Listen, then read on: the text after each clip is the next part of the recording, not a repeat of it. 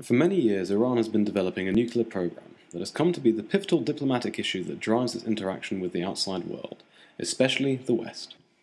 Much of the international community believes Iran is developing a nuclear weapon, whereas Iran claims its nuclear program is for commercial and medical purposes only. Development of Iran's nuclear program began in the 1950s with backing from the US. In 1968, it signed the Nuclear Non-Proliferation Treaty, an international declaration that suspends the development of nuclear weapons and their spread across the globe. In the 1979 Iranian Revolution, the US-friendly Shah of Iran was deposed and relations soured with the ascension of Ayatollah Khomeini. The new Islamic Republic continued its nuclear program, but in 2003, the International Atomic Energy Agency found hidden evidence of potential weapons development. As a result, the United Nations has since imposed sanctions that have undermined Iran's economy and isolated it internationally. Iran has always claimed that its program was for non-military purposes and that the secrecy of its conduct was in reaction to US pressure on foreign governments to cancel nuclear contracts with Tehran.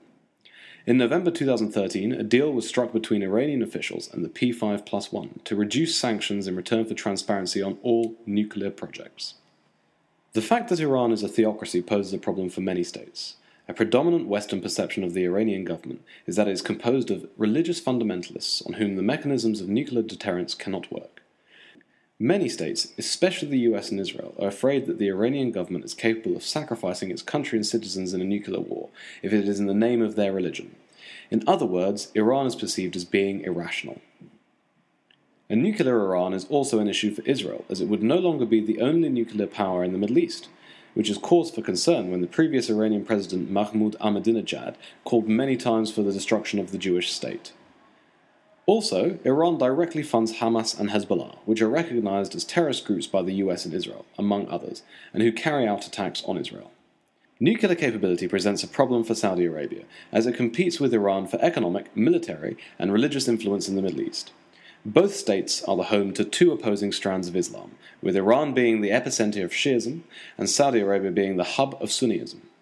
It is also important to look at Iran's internal and divided political landscape to understand the nuclear issue. In Iran, power is split between the elected president Hassan Rouhani and the supreme religious leader, the Grand Ayatollah Khomeini.